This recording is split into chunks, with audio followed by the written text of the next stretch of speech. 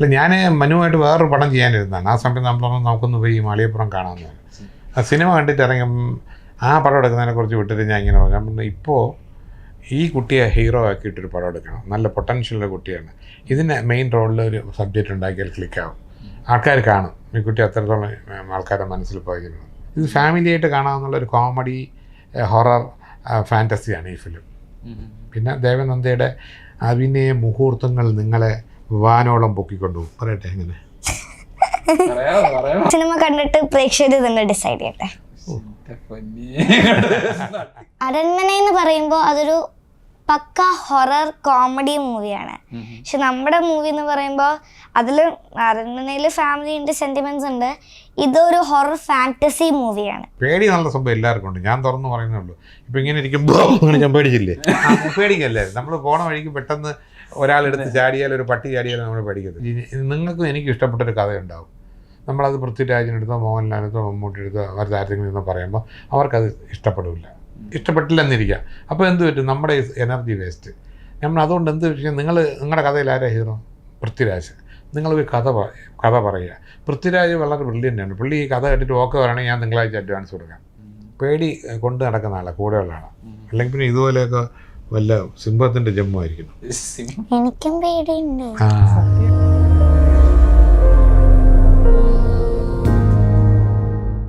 Seat pics ടോക്സിലേക്ക് എല്ലാവർക്കും സ്വാഗതം. ഇന്ന് എൻ്റെ ഒപ്പം ഉള്ളത് ദേവനന്ദന മണിയമ്പള്ളി രാജേട്ടൻ.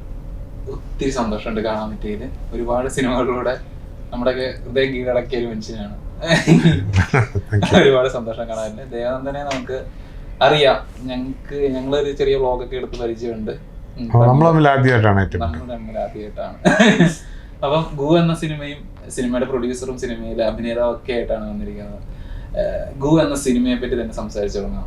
ഗുളികന്റെ ഷോർട്ട് ഫോം പെട്ടെന്ന് നമുക്ക് അങ്ങനെ വേണമെങ്കിൽ പറയാം. എന്താണ് ഗു? എൻ്റെ അടുത്ത് പലരും ചോദിക്കാറുണ്ട് എന്താണ് ഗു എന്ന് ചോദിക്കാൻ. നമ്മൾ ഗുളികൻ എന്നുള്ളതാണ്. അപ്പം അങ്ങനെ ഇട്ട് കഴിഞ്ഞാൽ ആരും ഗുളികൻ അങ്ങ് വായിച്ചു പോകും. ഗു എന്ന് പറയുമ്പോൾ എന്താണ് ഗു എന്ന് ചോദിച്ചില്ല, നിങ്ങൾ തന്നെ ഇപ്പോൾ ചോദിച്ചില്ലേ. അപ്പം അതിനൊരു പ്രത്യേകത ഉണ്ട്, ഒരു അട്രാക്ഷൻ ഉണ്ട്. ആൾക്കാർ ചോദിക്കില്ല എന്താണ്. നമ്മുടെ മനുചേട്ടനും വേറെ അർത്ഥം കൂടെ ഇട്ടിട്ടില്ല. എന്താണത്? സാൻസ്ക്രിറ്റില് ഇരട്ടെന്ന അർത്ഥമുണ്ട്. അപ്പൊ രണ്ട് അർത്ഥങ്ങളായിട്ട് നമുക്ക് എടുക്കാം. അങ്ങനെ എടുക്കാം. ഈ കുട്ടിയെ ദേവനന്ദനെ പറ്റി എനിക്ക് ചോദിക്കാനുള്ള ഭയങ്കര പ്രായത്തിനേക്കാൾ ഭയങ്കരമായിട്ട് കാണിക്കുന്ന ഒരു കുട്ടിയാണ്. എങ്ങനെയാണ് ദേവനന്ദനെ കാസ്റ്റിംഗിലേക്ക് വരുന്നത്? അല്ല, ഞാൻ മനുവായിട്ട് വേറൊരു പടം ചെയ്യാനിരുന്നതാണ്. ആ സമയത്ത് നമുക്കൊന്ന് പോയി മാളികപ്പുറം കാണാമെന്ന്. ആ സിനിമ കണ്ടിട്ട് ഇറങ്ങും ആ പടം എടുക്കുന്നതിനെക്കുറിച്ച് വിട്ടിട്ട് ഞാൻ ഇങ്ങനെ പറഞ്ഞു, ഞാൻ പറഞ്ഞു ഇപ്പോൾ ഈ കുട്ടിയെ ഹീറോ ആക്കിയിട്ടൊരു പടം എടുക്കണം, നല്ല പൊട്ടൻഷ്യലുള്ള കുട്ടിയാണ്, ഇതിന് മെയിൻ റോളിൽ ഒരു സബ്ജക്റ്റ് ഉണ്ടാക്കിയാൽ ക്ലിക്കാവും, ആൾക്കാർ കാണും, ഈ കുട്ടി അത്രത്തോളം ആൾക്കാരുടെ മനസ്സിൽ പോയിരിക്കുന്നത്. അപ്പം പുള്ളി ആലോചിക്കാമെന്ന് പറഞ്ഞു പോയി. കുറേ ദിവസം കഴിഞ്ഞിട്ട് എൻ്റെ മോൻ വിളിക്കുന്നു, നിരഞ്ജ്, കോഴിക്കോട് നിന്ന് വെച്ചാൽ എൻ്റെ മുമ്പ് മനു ഇരിപ്പുണ്ട്. മനു ബ്രോ ഒരു കഥ പറഞ്ഞൊരു ഹൊറർ കഥയാണ്, അത് ഭയങ്കരമായിട്ടുണ്ട്, അച്ഛൻ ഒന്ന് കേട്ടു നോക്കണം. അപ്പം ഞാൻ ആലോചിച്ചു, ആ ഏജിലുള്ളവരെന്തായാലും എൻ്റെ മോനൊക്കെ ആ ഏജിലുള്ളവരൊരിക്കലും രക്ഷി പ്രയാതം ബോധത്തിൻ്റെ പുറകെയൊന്നും പോവില്ല, അതൊന്നും ഇല്ല പോയെന്നൊക്കെ അറിയാമല്ലോ. അപ്പോൾ അതിനകത്തൊരു സ്പാർക്ക് ഉണ്ടോയെന്ന് ഞാൻ കഥ കേട്ടു. കഥ കേട്ട് ഞാൻ പലരിടത്തും പോയി പറയുന്നു, എൻ്റെ ബന്ധുക്കളിൽ, എൻ്റെ ഫ്രണ്ട്സ് സർക്കിളിൽ ഒരു 10-20 മോനുവാണെങ്കിൽ നന്നായിട്ട് കഥ പറയും, സ്ക്രിപ്റ്റ് മുഴുവൻ കാണാതെ പറയും. അവരെല്ലാം ഓക്കെ ആയിരുന്നു. അപ്പോൾ പിന്നെ അടുത്ത് നമ്മൾ ദേവനന്ദ എടുത്തില്ലായിരുന്നു, ദേവനന്ദയുടെ അടുത്ത് അച്ഛനും ഉണ്ടായിരുന്ന കഥ പറഞ്ഞു. അപ്പോൾ അവർ വളരെ ഹാപ്പിയായി സമ്മതിച്ചു. ദേവനന്ദയുടെ അച്ഛനോ ദേവനന്ദനോ അന്ന് ഈ റോൾ ചെയ്യാൻ പറ്റില്ലെന്ന് പറഞ്ഞിരുന്നെങ്കിൽ ഗൂന്നൊരു സിനിമ ഉണ്ടാവില്ലായിരുന്നു. നമുക്ക് വേറെ ഓപ്ഷൻ ഇല്ല, വേറെ സബ്സ്റ്റിറ്റ്യൂട്ട് ഇല്ല. അങ്ങനത്തെ ഒരാളെ ഇരിക്കുന്നത്. ഒന്നും അറിയാതിരിക്കും. എങ്ങനെയാണ് ദേവനന്ദനെ കേട്ടപ്പോ ഇങ്ങനത്തെ കഥകൾ കേട്ടിട്ടുണ്ടോ? മിത്തിക്കൽ കഥകൾ ഫ്രണ്ട്സിന്റെ അടുത്തൊന്ന് ഇങ്ങനെ മിത്തിക്കലല്ല, നമ്മള് ജസ്റ്റ് ഫ്രണ്ട്സ് ഇങ്ങനെ ഉണ്ടാക്കി പറയും. അപ്പൊ അല്ലെങ്കിൽ എവിടുന്നെങ്കിലൊക്കെ അവർ കേട്ട അനുഭവങ്ങളാന്നൊക്കെ പറഞ്ഞ് ഇങ്ങനെ വെറുതെ കഥകളൊക്കെ പറയും അവര്.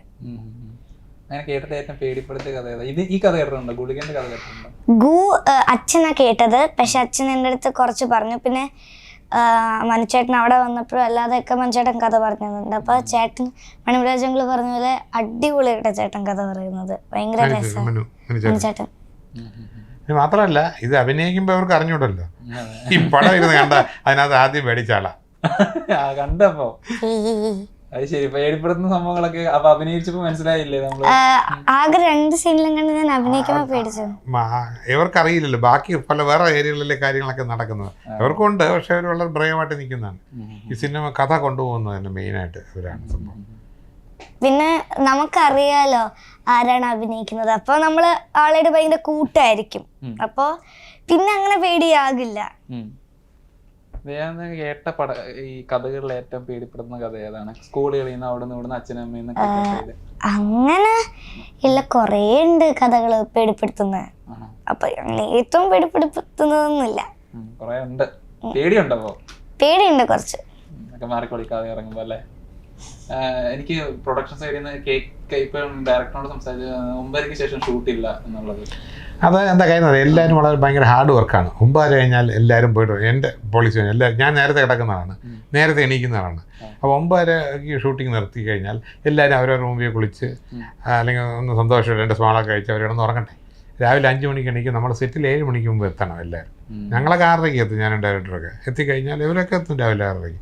ആ ഒരു സീൻ എടുത്തിട്ട് അല്ലെങ്കിൽ 2-3 ഷോട്ട് എടുത്തിട്ട് 8 മണിക്ക് ബ്രേക്ക്ഫാസ്റ്റ് ബ്രേക്ക് ചെയ്യത്തുള്ളൂ. പിന്നെ ഉച്ചയ്ക്ക് ലഞ്ച് ടൈം. അങ്ങനെ അതുകൊണ്ട് ഒരു നൈറ്റ് പോലും ഈ പടത്തിന് ഉറപ്പടം എന്ന് പറഞ്ഞ സാധനം വൈകുന്നേരം 6 തൊട്ട് വെളുപ്പിന് 6 മണിയല്ലേ ഷൂട്ടിങ്. ഇതങ്ങനെയൊന്നുമില്ല. 9:30. ഈ ഗുളിയൻ്റെ വരവും പോക്കും എല്ലാം പകലാണ്. ഈ രാത്രി അങ്ങനെ ആൾക്കാരുടെ ഇതിലൊന്നും അങ്ങനെ. പിന്നെ വളരെ പോസിറ്റീവാണ്. ഈ കാണുന്ന ഒരു പ്രേതം ഭൂതം യക്ഷി പോലെയല്ല. ഈ വടക്കൻ മലബാറിലൊക്കെ വളരെ എല്ലാവർക്കും അറിയാവുന്നൊരു മിത്താണ്. എല്ലാ വീടുകളിലെയും ഒരു അംഗം പോലെയൊക്കെയാണ് അവിടെ. നമ്മുടെ തെയ്യത്തിൽ തന്നെ വളരെ പ്രധാനപ്പെട്ട ഒരു തെയ്യമല്ലേ ഗുളിയൻ തെയ്യം. അപ്പം എല്ലാവർക്കും ഇങ്ങനെ എല്ലാ കഥകളും കേൾക്കാത്ത ഒരാളാണെന്ന് അതും പറയുന്നുണ്ട് അതിന്റെ ഇടയ്ക്ക്. വളരെ കുറച്ച് കഥകളാണ് കേൾക്കുന്നത് സ്വന്തമായിട്ടാ. അങ്ങനെയല്ല, പലരും കഥയ്ക്ക് വേണ്ടി വിളിക്കും.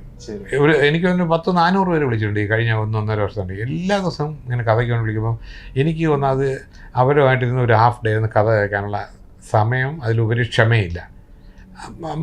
അവരുടെയും എൻ്റെയും സമയം വേസ്റ്റാണ്. അതുകൊണ്ട് ഞാൻ പറയുന്നത്, നിങ്ങളൊരു കാര്യം ചെയ്യും, നിങ്ങൾക്കും എനിക്കും ഇഷ്ടപ്പെട്ടൊരു കഥയുണ്ടാവും. നമ്മളത് പൃഥ്വിരാജിനെടുത്തോ മോഹൻലാലിനെടുത്തോ മമ്മൂട്ടിയെടുത്തോ അവർ താരത്തിൽ പറയുമ്പോൾ അവർക്കത് ഇഷ്ടപ്പെട്ടില്ലെന്നിരിക്കുക. അപ്പോൾ എന്ത് പറ്റും? നമ്മുടെ എനർജി വേസ്റ്റ്. നമ്മൾ അതുകൊണ്ട് എന്ത് വെച്ചാൽ നിങ്ങളുടെ കഥയിൽ ആരാ ഹീറോ? പൃഥ്വിരാജ്. നിങ്ങൾ പോയി കഥ പറയുക. പൃഥ്വിരാജ് വളരെ ബ്രില്യൻ്റാണ്. പുള്ളി ഈ കഥ കേട്ടിട്ട് ഓക്കെ പറയുകയാണെങ്കിൽ ഞാൻ തിങ്കളാഴ്ച അഡ്വാൻസ് കൊടുക്കാം. പൃഥ്വിൻ്റെ അടുത്തൊന്നും എത്തൂല്ല, അതിന് മുമ്പേ മതിയാക്കി പോകും. ഞാനങ്ങനെ കഥകൾ ഇങ്ങനെ സംഭവിക്കുന്നു. ഇതിനു വേണ്ടി ഇങ്ങനെ ഡെയിലി കഥ കേട്ട് ഇങ്ങനെ ഒരു കഥ ഉണ്ടാക്കാൻ നടക്കുന്ന കഥ കേൾക്കുന്ന ആളല്ല. ഇങ്ങനെ എനിക്ക് അങ്ങ് തോന്നും ഇത് സിനിമയായ ഞാൻ ടിക്കറ്റ് എടുത്ത് കാണുമെന്ന് ആലോചിക്കും. അങ്ങനത്തെ ഒരു കഥയെ ഞാൻ നോക്കത്തുള്ളൂ. ഇപ്പോൾ ഇതിനകത്ത് എൻ്റെ പലരും ഇതിനകത്തൊരു സ്റ്റാറില്ല. ഇതിനകത്ത് ഷൈജു കുറുപ്പുണ്ട്, നിരഞ്ജുണ്ട്, അവരൊന്നും സ്റ്റാർസൊന്നുമല്ല, ഞാനുണ്ട്. അപ്പോൾ ദേവനന്ദയാണ് ഇതിനകത്ത് മെയിൻ സ്റ്റാർ. അപ്പം നമുക്ക് പലരും 9 ഡിസ്ട്രിബ്യൂട്ടേഴ്സൊക്കെ വന്നിട്ട് പേടിച്ച് പിന്മാറിയിട്ടുണ്ട്. അല്ല ഇതിനകത്ത് നിങ്ങൾ പടം കണ്ടു നോക്കൂ. അല്ല ഞങ്ങൾ എന്നൊക്കെ പറഞ്ഞു. അത് ഞാൻ സ്വന്തമായിട്ട് തന്നെ ഇതെടുക്കുന്നുണ്ട്. ഇതിനകത്ത് ഒരു പാർട്ട്നേഴ്സും ഇല്ല, ഒന്നുമില്ല. നോക്കുക. എനിക്കൊരു ഓട്ടോ ഒക്കെ ഇറങ്ങുന്നതിൻ്റെ സമയത്തൊരു പ്രതീക്ഷ ഉണ്ടല്ലോ. അല്ലെങ്കിൽ ചോട്ടാ മുംബൈ, അനന്തഭദ്രം, അതുപോലെ വലിയ പ്രതീക്ഷയുള്ള പടമാണ്. നിങ്ങളെ ഒരു സെക്കൻഡും ബോറടിപ്പിക്കത്തില്ല. ഇത് ഫാമിലിയായിട്ട് കാണാമെന്നുള്ളൊരു കോമഡി ഹൊറർ ഫാൻറ്റസിയാണ് ഈ ഫിലിം. പിന്നെ ദേവനന്ദയുടെ അഭിനയ മുഹൂർത്തങ്ങൾ നിങ്ങളെ വാനോളം പൊക്കിക്കൊണ്ടുപോകും. പറയട്ടെ എങ്ങനെ? അത് സിനിമ കണ്ടിട്ട് പ്രേക്ഷകർ തന്നെ ഡിസൈഡ് ചെയ്യട്ടെ.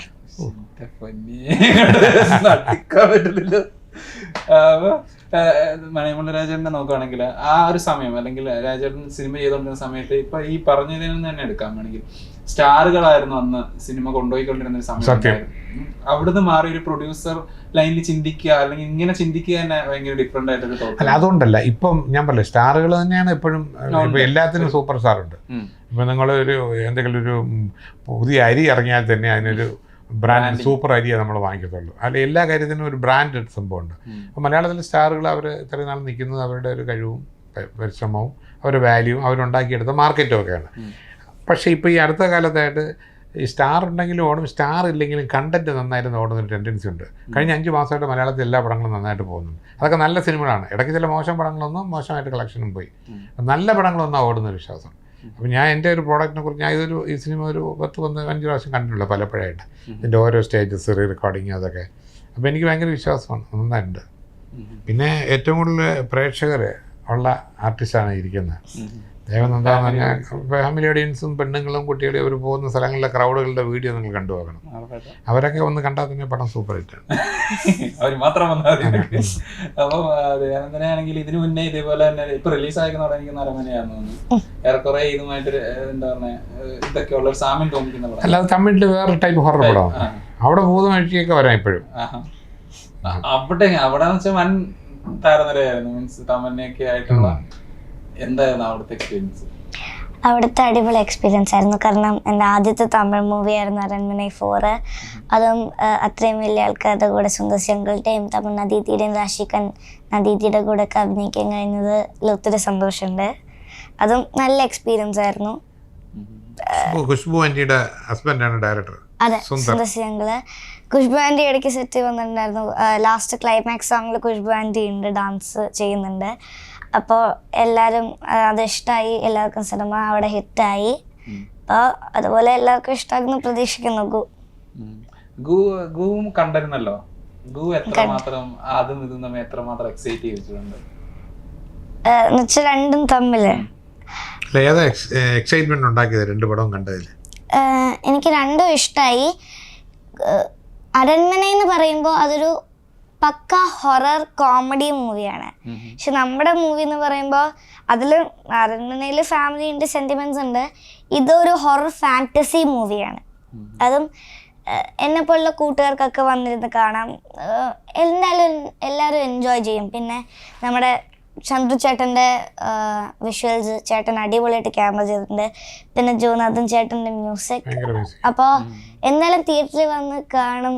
അത് എല്ലാവർക്കും ഇഷ്ടമാകും. കാണുമ്പോൾ നല്ലൊരു തിയേറ്റർ എക്സ്പീരിയൻസ് ആയിരിക്കും.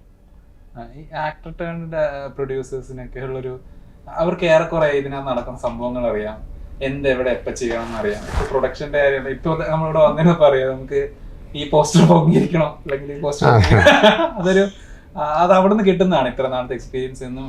ഞാനിപ്പോ സിനിമ 49 കൊല്ലമായി. ഇതെന്റെ 14ാമത്തെ സിനിമയാണ്. അപ്പൊ മോഹൻലാലിനെ വെച്ച് 5 സിനിമ എടുത്തിട്ടുണ്ട്, പൃഥ്വിരാജിനെ വെച്ച് 2 സിനിമ എടുത്തിട്ടുണ്ട്, മമ്മൂട്ടി വെച്ച് 1 സിനിമ എടുത്തിട്ടുണ്ട് കേട്ടോ. ഇപ്പൊ സൂപ്പർ ദേവനന്ദ വെച്ച് എടുക്കാൻ വരെ ബാക്കിയുണ്ട്. ഓരോ കാലത്തിലും ഇത് ഇവോൾവ് ചെയ്യുന്നുണ്ടല്ലോ. അപ്പൊ പ്രൊഡ്യൂസർ ആക്ടർ എന്ന നിലയിൽ അതിനെങ്ങനെയാണ് ഇപ്പൊ ശരിക്കും മലയാള സിനിമ നോക്കുന്നത്? ഞാൻ എന്താ പറയുക, ഒരു ആക്ടർ അടുത്തൊരു ജന്മം ഉണ്ടെങ്കിൽ എന്ന് പറഞ്ഞ് ദൈവം ചോദിച്ചാൽ ഞാൻ ആക്ടർ ആവണമെന്നേ പറയത്തുള്ളൂ. പിന്നെ ഞാൻ ഒരു പാഷനാണ് സിനിമ എനിക്ക്. ഞാനിതിൻ്റെ ലാഭനഷ്ടങ്ങൾ നോക്കിയിട്ട് ആദ്യമേ എന്താ പറയുക അങ്ങനെയല്ല, ഇതിൻ്റെ കൂടെ ത്രൂ ഔട്ട് നിൽക്കുന്നത് ലാഭനഷ്ടം നോക്കിയല്ലെന്ന് ഞാൻ പറഞ്ഞത്. ഇതിൻ്റെ ഫുൾ ടൈം ഷൂട്ടിങ് ഞാൻ ഉണ്ടാവും, ഫുൾ ഡബ്ബിങ്ങിനുണ്ടാവും, റീ റെക്കോർഡിങ്ങിനുണ്ടാവും, ഇതിൻ്റെ എഫക്ട്സ് എല്ലാ കാര്യവും ഞാൻ നിൽക്കും. എനിക്കത് ഇവിടെ നിന്ന് ഇതിൻ്റെ കൂടെ നിന്നാലേ എനിക്ക് സംതൃപ്തി, വേറെ ആളെ സംതൃപ്തി ആവില്ല. പിന്നെ എൻ്റെ സജഷൻസ് ഷൂട്ടിങ് സെറ്റിൽ ചെന്നിട്ട് ഡയറക്ടർ അങ്ങോട്ട് ക്യാമറ മാറ്റി വയ്ക്കുക അതൊന്നും ഞാൻ പറയില്ല. പക്ഷേ എഡിറ്റിംഗ് റൂമിൽ ഞാൻ സ്ട്രിക്റ്റായിട്ട് പറയും. എനിക്ക് ലാഗ് ഉണ്ടെന്ന് തോന്നിയാൽ ഞാൻ അത് കട്ട് ചെയ്യാൻ പറയും. ഈ സീൻ കുറച്ചുകൂടി ഇതാണെങ്കിൽ അങ്ങനെ ഇതിൻ്റെ ലെങ്ത് കൂടുതലാണ് കേട്ടോ, അതൊക്കെ ആ ഏരിയ മാത്രം പറയും. അതിന് ഡയറക്ടേഴ്സിന് ഈഗോ വരില്ല. നമ്മൾ രണ്ടുപേരും എഡിറ്റർ മാത്രമല്ല റൂമിൽ. പബ്ലിക് സ്ഥലത്ത് വെച്ച് ഒരു ഡയറക്ടറുടെ മുകളിൽ നമ്മൾ ഭരിക്കാൻ പോകില്ല. സ്ക്രിപ്റ്റ് ലോക്ക് ചെയ്ത് കഴിഞ്ഞാൽ പിന്നെ എല്ലാം ഡയറക്ടറുടെ കയ്യിലാണ്. സ്ക്രിപ്റ്റ് ഡിസ്കസ് ചെയ്യുമ്പോഴും നമുക്കെല്ലാം പറയാം, ആ ചേഞ്ച് വേണം, ഇന്നാര് വേണ്ട, അത് എന്നൊക്കെ ഇന്നാര് വേണം എന്നൊക്കെ പറയാൻ പറ്റും. എനിക്കിപ്പോൾ ഞാൻ ഈ ഒരു ജന്മം മുഴുവൻ ഇപ്പോൾ തന്നെ ഇത്രയും പ്രായമല്ല ഇതിൻ്റെ കൂടെയാണ് നടന്നത് ഈ കഴിഞ്ഞ 49 വർഷമായിട്ട്. വേറെ ജോലി ചെയ്യാനോ വേറെ ബിസിനസ് ചെയ്യാനോ പറ്റില്ല, ഇതിൻ്റെ കൂടെ നിൽക്കാനേ പറ്റുള്ളൂ. അപ്പം ഇനിയും സിനിമ എടുക്കണം, പ്രൊഡ്യൂസ് ചെയ്യണം. ഇത്തരം സിനിമകൾ നല്ല എക്സൈറ്റ് ചെയ്യണം. അന്തപത്രത്തിൻ്റെ കാര്യം പറഞ്ഞു, ഇത്തരത്തിൽ സിനിമകൾ നമ്മുടെ മിത്തിക്കൽ എലമെന്റുകളായിട്ട് വരുന്ന സിനിമകൾ ഒരുപാട് എക്സൈറ്റ് ചെയ്യിപ്പിക്കാറുണ്ടോ? ഉണ്ട്. ഞാൻ ബേസിക്കലി ഒരു ഭയങ്കര പേടിയുള്ള ആളാണ്. അത് ഞാൻ വളർന്നു വന്ന സിറ്റുവേഷൻ. ഈ കുട്ടിക്കാലത്ത് തന്നെ ഭക്ഷണം കഴിച്ചില്ലെങ്കിൽ അമ്മ പറയും കഴിക്കില്ലെങ്കിൽ ഇപ്പോൾ ഉമ്മാക്കി വരും, നിന്നെ ബോധം പിടിച്ചുകൊണ്ടോ പ്രേതം വരുന്നൊക്കെ പറഞ്ഞ് അവിടെ നിന്ന് നമ്മുടെ സബ് കോൺഷ്യസ് മൈൻഡിൽ പേടി പറയും. പിന്നെ അപ്പൂപ്പൻ്റെ അമ്മൂമ്മേനെ കൂടെ നിൽക്കുമ്പോൾ അവർ പേടിപ്പിക്കുന്ന കഥകൾ പറയും. അതുകൊണ്ട് എന്ത് പറ്റിയെന്ന് വെച്ചാൽ എനിക്ക് ഈ രാത്രി ഇരുട്ടത്ത് ഒറ്റയ്ക്ക് പോകാൻ പേടിയുണ്ട്. ഒരു ഷൂട്ടിങ്ങിന് പോകുമ്പോൾ ഒരു ഹോണ്ടഡ് പ്ലേസ്, ഇവിടെ പണ്ട് ഒരു 3 പേര് മരിച്ച ഇതാണ് സംഭവമാണ് ഈ വീടെന്നൊക്കെ പറഞ്ഞാൽ. ഈ ഗസ്റ്റ് ഹൗസ് എന്ന് പറഞ്ഞാൽ അവിടെ താമസിക്കില്ല, ഒരു കാട്ടിനകത്തൊരു ഗസ്റ്റ് ഹൗസ്, ആരുമില്ല, ഞാൻ മാത്രം. സാർ നാളെ രാവിലെ ഷൂട്ടിങ്ങിൽ എന്നെ കൊണ്ട് അവിടെ കിടക്കാൻ പറ്റില്ല, ഞാൻ കിടക്കത്തില്ല അവിടെയൊക്കെ. ഇരുട്ട് ഒരു പേടിയുള്ള സംഭവം. പേടി നല്ല സംഭവം എല്ലാവർക്കും ഉണ്ട്, ഞാൻ തുറന്ന് പറയുന്നേ ഉള്ളൂ. ഇപ്പം ഇങ്ങനെ ഇരിക്കുമ്പോൾ അങ്ങനെ ഞാൻ പേടിച്ചില്ലേ, പേടിക്കല്ലേ. നമ്മൾ പോണ വഴിക്ക് പെട്ടെന്ന് ഒരാളെടുത്ത് ചാടിയാൽ, ഒരു പട്ടി ചാടിയാലും നമ്മൾ പേടിക്കത്തില്ല. എനിക്ക് ഇതുമല്ല, ഇതിനേക്കാളും പേടികളുണ്ട്. ഒരു ലിഫ്റ്റിൽ കയറി, ലിഫ്റ്റ് സ്റ്റക്കായിപ്പോയി, ഞാൻ വേർക്കും, ഞാൻ പേടിക്കും, വല്ലാതായിരിക്കും. പേടി കൊണ്ട് നടക്കുന്ന ആളാണ്, കൂടെയുള്ള ആളാണ്. അല്ലെങ്കിൽ പിന്നെ ഇതുപോലെയൊക്കെ വല്ല സിംഹത്തിൻ്റെ ജമ്മു ആയിരിക്കണം. എനിക്കും പേടിയുണ്ട്. ആ സത്യമായിട്ട് എനിക്ക്